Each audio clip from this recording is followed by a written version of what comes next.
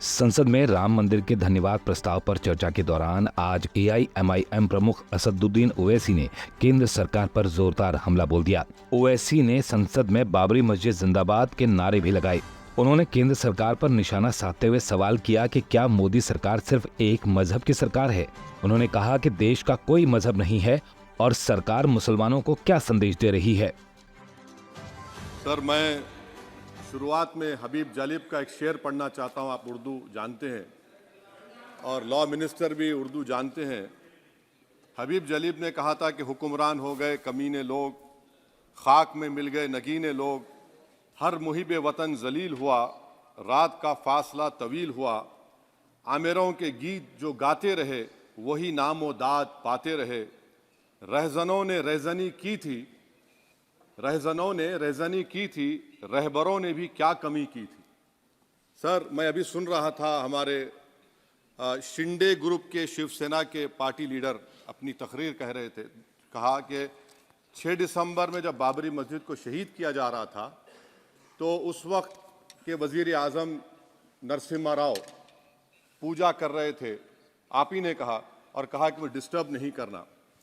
तो ये बड़ा अजीब मौका है कि बीजेपी की ताईदी पार्टी ये कह रही है कि नरसिम्हा राव ने कहा कि मुझे डिस्टर्ब मत करो, मैं पूजा कर रहा हूं, और जिसने रथ यात्रा निकाला, इन दोनों को मोदी सरकार ने इस मुल्क का सबसे बड़ा सिविलियन अवार्ड दे दिया, सबसे बड़ा सिविलियन अवार्ड दे दिया।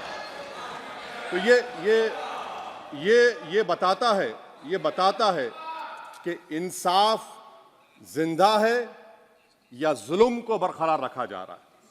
तीसरी बात यह है कि सर, इस ऐवान में सियासी पार्टियां आएंगी चले जाएंगी, आप आए मैं आया हम भी चले जाएंगे, मैं जमीन की गिजा बन जाऊंगा, ये ऐवान तो बाकी रहेगा।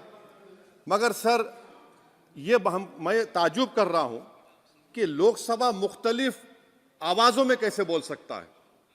लोकसभा तो एक ही आवाज में बोलना चाहिए, और लोकसभा भी भारत के संविधान आइन के बेसिक स्ट्रक्चर का ताबे है। और सर, ये इसलिए कह रहा हूं कि 16 दिसंबर को ये ले कर देता हूं, 16 दिसंबर 1992 को इसी लोकसभा ने एक रेजोल्यूशन पास किया था। आप इजाजत दीजिए तो मैं पढ़ता हूं सर। दिस हाउस, अच्छा, ये गुलाम नबी उस वक्त के मिनिस्टर थे, आज नहीं है, उनका नाम नहीं लेना चाह रहा था। This House strongly and unequivocally condemns the desecration and demolition of the Babri Masjid at Ayodhya by and at the instigation of forces represented among others by VHP, RSS and the Bajrang Dal, which has caused communal violence in the country. Such act of vandalism was carried out not only in violation of order of Supreme Court, but amounted to an attack on the secular foundations of our country. This House expresses anguish at the happenings and wishes to reiterate its resolve that it will ceaselessly endeavor to uphold the secular and democratic traditions of our country and for the maintenance of rule of law. और एक paragraph मैं नहीं पढ़ूंगा। मैं ताजुब कर रहा हूं कि जब इस ऐवान ने एक रेजोल्यूशन पास किया तो हुकूमत आएगी जाएगी, और हुकूमत, ये मोदी हुकूमत जश्न मना रही है जो 6 दिसंबर को हुआ। और इसी दौरान असदुद्दीन ओवैसी ने कहा कि मोदी सरकार 6 दिसंबर का जश्न मना रही है, जिस पर स्पीकर ने उन्हें टोका और इसे नियमों के तहत बनाया होने की बात कही, जिस पर असदुद्दीन ओवैसी को अपनी गलती का एहसास तो हुआ, लेकिन वो स्पीकर को ही चैलेंज करने लगे। नहीं, 6 दिसंबर के ऊपर कोई जश्न नहीं है। राम मंदिर के निर्माण की जो प्रतिष्ठा हुई है उसको संबोधन कर, और वो सर्वोच्च न्यायालय के द्वारा तथ्यों के आधार पर दिए गए निर्णय के कारण से हुआ है। सर्वोच्च न्यायालय का निर्णय है, तथ्यों के आधार पर निर्णय है। वो विषय आपने बोल दिया, ठीक है, ओके। परंतु जो मंदिर का निर्माण है वो नियमानुसार सर्वोच्च न्यायालय के निर्णय से तथ्यों को देख करके। एक सेकंड, आप इस्लाम के बहुत जानकार हैं, विद्वान हैं वैसे भी, अब कानून के, यदि किसी अन्य धर्म के स्थान पर मस्जिद बनाई जाए तो शायद उसको मान्य नहीं किया जाता। अभी एएसआई ने, सुप्रीम कोर्ट ने स्वीकार किया है कि वहां पर राम मंदिर था, तो इस विषय केवल यह है कि वहां पर राम मंदिर ठीक बना कि नहीं बना, वो विषय हो गया। तो कृपया इस पर यदि आप कुछ बोले तो बोलें प्लीज। सर, मैं आपको गलत साबित कर दूंगा सर। और मैंने रुक तो जाइए बड़ी इज्जत के साथ सर, मैं आपकी बड़ी इज्जत करता हूं सर। आपको मैं कोट कर रहा हूं सुप्रीम कोर्ट का जजमेंट पैराग्राफ 1222 रोमन 17, उसमें लिखा गया है the destruction of the mosque took place in breach of the order status को and the assurance given to this court, the destruction of the mosque and obliteration of Islamic structure was an egregious violation of the rule of law. Egregious का मतलब जो छोटी मोटी अंग्रेजी में आती है वो क्रिमिनल एक्ट कहा। और सर आपने कहा था कि वहां पर मंदिर को तोड़कर बनाया गया। सर मैं आपके सामने ये तमाम चीजें लेकर दूंगा, सुप्रीम कोर्ट के जजमेंट के पैराग्राफ्स हैं जिसमें सुप्रीम कोर्ट ने एएसआई की रिपोर्ट को नकारा। उन्होंने कहा कि मंदिर को तोड़कर मस्जिद नहीं बनाई गई थी। सुप्रीम कोर्ट ने कहा, सुप्रीम कोर्ट ने कहा। अब और मैं रख दूंगा, आप पढ़ लीजिए। अच्छा सर मैं अपनी तकरीर पर आ जाता हूं सर। तो मैं अपनी बात कर देता हूं सर। तो मैं ये पूछना चाह रहा हूं कि क्या मोदी सरकार एक समुदाय एक मजहब की सरकार है या पूरे देश के मजाहिब को मानने वालों की सरकार है? जिसको नहीं मानते उनकी सरकार है, हमको बता दीजिए। क्या मोदी सरकार सिर्फ एक फिक्र और नजरिया हिंदुत्व की सरकार है? क्या इस देश का, इस गवर्नमेंट ऑफ इंडिया का कोई मजहब है? इस वतन अजीज सबके मजहब को मानता है। सर मेरा मानना है कि इस देश का कोई मजहब नहीं है। क्या ये सरकार 22 जनवरी का पैगाम देकर यह बताना चाहती है कि एक मजहब को दूसरे मजहब के मानने वालों पर गलबा और कामयाबी मिली? क्या आइन इसकी इजाजत देता है? क्या ये पैगाम आप जब ऐवान से दे रहे हैं तो 17 करोड़ मुसलमानों को आप क्या पैगाम दे रहे हैं, ये मैं आप पर छोड़ता हूं। सर 49 में धोखा हुआ, 86 में धोखा हुआ, 92 में धोखा हुआ, 2019 और 22 में भी इस ऐवान के जरिए हमको धोखा दिया जा रहा है। और अफसोस के साथ कहना पड़ता है सर कि मुस्लिम अक़लियत को हमेशा ये कहा गया कि तुमको भारत के शहरी बरकरार रहने के लिए एक बहुत बड़ी कीमत तुमको चुकानी पड़ेगी, और हम पर इल्जाम लगा दिया गया। सर क्या मैं बाबर का स्पोक्स पर्सन हूं? क्या मैं जिना का स्पोक्स पर्सन हूं? क्या मैं औरंगजेब का स्पोक्स पर्सन हूं? बताइए सर, आखिर मैं कहां तक आप मुझे लेकर जाएंगे? दूसरी बात यह है सर, दूसरी बात यह है कि फिर 6 दिसंबर के बाद देश में फसाद हुआ, नौजवानों को टाडा में डाला गया जो बूढ़े होकर निकले। यकीनन आपकी सरकार नहीं थी। अच्छा बल्कि मैं तो मर्यादा पुरुषोत्तम राम की इज्जत करता हूं,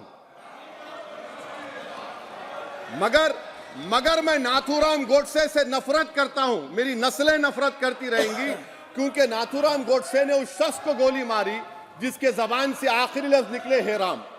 सर छठी बात यह है कि 87 में मलियाना हाशिमपुरा हुआ, 83 में नेल्ली हुआ, 44 में जम्मू में नस्ल कशी हुई, 2022 में हल्दीवानी में कत्ल हुआ। इतने धोखे सबसे बड़े किसको दिए गए? असदुद्दीन ओवैसी को दिए गए। मगर फिर भी मुझसे ही कहा जाता है कि वफादारी को तुम साबित करो अपनी ओवैसी। इसी बात पर निशिकांत दुबे ने ओवैसी को टोका और उनसे सवाल कर दिया कि ओवैसी बाबर को आक्रमणकारी मानते हैं या नहीं, जिस पर ओवैसी आग बबूला हो गई और निशिकांत दुबे पर टूट पड़े। स्पीकर सर, केवल एक प्रश्न का जवाब ओवैसी साहब दे दें कि बाबर को वो आक्रमणकारी मानते हैं या नहीं मानते? पुष्पमित्रा संघा को आप क्या मानते हैं? बताओ, पुष्पमित्रा संघा को आप क्या मानते हैं? जम्मू के वो कश्मीर के वो राजा को क्या मानते हैं जिसके पास एक फौज थी मंदिरों को तोड़ने के लिए? आप क्या मानते हैं? यही तो मैं कह रहा हूं कि निशिकांत दुबे 47 में आजादी मिली, असदुद्दीन ओवैसी से बाबर की बात पूछ रहे हैं। तुम गांधी की बात पूछते, तुम बोस की बात पूछते, तुम जलियांवाला बाग की बात पूछते, तुम काला पानी में जो मुसलमान शहीद हो गए उनकी बात पूछते, मगर बाबर की बात पूछी जाती है। तो सर मैं आपको बता रहा था, खामखा डिस्टर्ब किए सर, मुझे मेरा वक्त ले लिए निशिकांत दुबे। सर मैं आपसे कह रहा था, मोदी हुकूमत ये पैगाम दे रही है भारत के मुसलमानों को कि जान बचाना है या इंसाफ चाहते हो। मैं कह रहा हूं, मैं भीख नहीं मांगूंगा, मैं इस नंगी तासुब को कबूल नहीं करूंगा, मैं दूसरे दर्जे के शहरी के मौक़िफ़ को कबूल नहीं करूंगा, मैं अपनी शनाख्त को नहीं मिटने दूंगा। अब मैं झूठी और दिल फरेब बातों पर हरगिज भरोसा नहीं करूंगा। मैं वो काम नहीं करूंगा जो बीजेपी और नाम निहाद सेकुलर पार्टियां चाहती हैं। मैं वो काम करूंगा जो आपको पसंद नहीं है, संविधान के दायरे में रहकर। सर कंक्लूजन में मैं आपको बताना चाहता हूं कि आज इस देश को किसकी जरूरत है। इस देश को अयोध्या में, तारीख शायद नहीं पढ़ते होंगे, मौलाना अमीर अली कौन थे, पुजारी बाबा रामचरण दास कौन थे, अयोध्या के पुजारी थे। दोनों ने मिलकर अंग्रेजों के खिलाफ जंग लड़ी थी और दोनों ने, अंग्रेजों ने इनको गिरफ्तार किया और एक पेड़ पर मौलाना अमीर अली को और पुजारी रामचरण दास को फांसी दे दी गई। देश को इनकी जरूरत है। देश को शंभू प्रसाद, अचन खां, ये राजा देवी बख्श सिंह के फौज में थे, अंग्रेजों से मुकाबला किया, मुसलमान की लाश को जला दिया गया और शंभू प्रसाद को दफना दिया गया। इस देश को यह जरूरत है, देश को बाबा मोदी की जरूरत नहीं है। आज भारत को अयोध्या के मौलाना अमीर अली और रामचरण दास, अचन खान, शंभू खान की जरूरत है। सर मैं अभी सुन रहा था ये नाम निहाद सेकुलर पार्टियों के बयानात को। क्या होता है सर, आप, खत्म कर रहा हूं, क्या होता है सर, जब काजी साहब गवाहों को लेकर दुल्हन के पास जाते कि तुमको निकाह कबूल है, तो दुल्हन शर्मा के खामोश बैठ जाती। तो इनकी खामोशी रजामंदी की अलामत है। जी जी। तो सर मैं खत्म करने से पहले ये बताना चाह रहा हूं कि जब वजीर आजम जवाब देंगे तो क्या वो भारत के 140 करोड़ जनता के लिए जवाब देंगे या फिर सिर्फ हिंदुत्व की फिक्र रखने वालों का जवाब, मैं खत्म कर जवाब देंगे। मैं ये देश, दुनिया, मुसलमान देख रहा है। सर मैं आपको ये भी बताना चाह रहा हूं, आखिर में कंक्लूड कर रहा हूं सर, 1 मिनट चाहिए, 1 मिनट चाहिए सर। सर मेरा मानना यह है कि आज मैं बहैसियत एक भारत के गयूर मुसलमान के, let me stand as a tall Indian Muslim and say that the light of Indian democracy today is at its dimmest today, sir. Sir, in conclusion, मेरी फिक्र में, मेरा ईमान मुझे कहता है कि जिस जगह पर मस्जिद थी, है और रहेगी, बाबरी मस्जिद है और रहेगी, बाबरी मस्जिद जिंदाबाद, जिंदाबाद, भारत जिंदाबाद, जय हिंद।